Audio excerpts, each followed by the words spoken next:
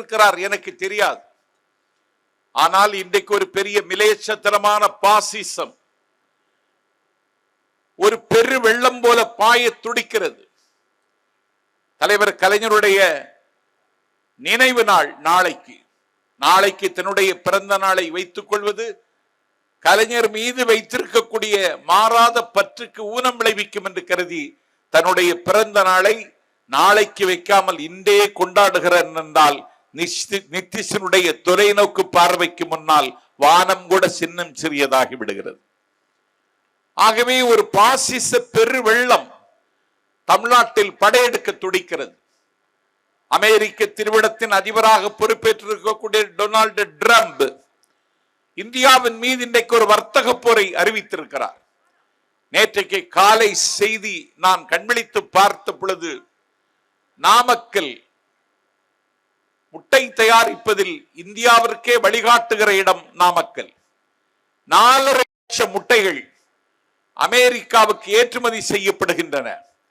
வர்த்தக போரை அறிவித்த டொனால்டு டிரம்பினுடைய அறிவிப்பின் மூலமாக 4.5 லட்சம் முட்டைகளை நாளும் அனுப்பி கொண்டிருந்த நாமக்கல்லில் இருந்து ஒரு முட்டை கூட போக முடியாது என்கிற ஒரு நெருக்கடிக்கு இன்றைக்கு நாம் தள்ளப்பட்டிருக்கிறோம்.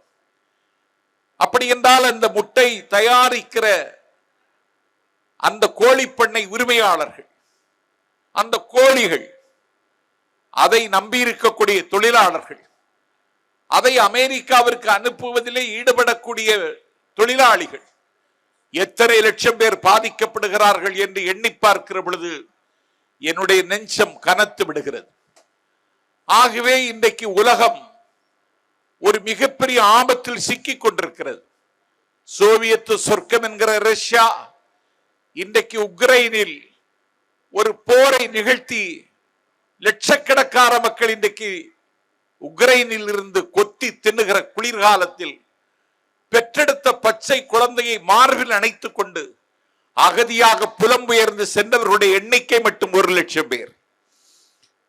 சின்னம் தெரிய பலஸ்தீனத்தின் மீது இஸ்ரேல் இன்றைக்கு கட்டவிழ்த்து விடுகிற போரா 75,000 பேர்கள் இறந்து போனார்கள் என்பதை விட என் பெருமைக்குரியவர்களே, மருத்துவமனைகளும் சூறையாட்டு நேற்றைக்கு மட்டும் மருத்துவமனையில் 18 பச்சிளம் குழந்தைகள் செத்து போனார்கள் என்ற செய்தி என்னுடைய நெஞ்சில் நிலநடுக்கத்தை ஏற்படுத்துகிறது.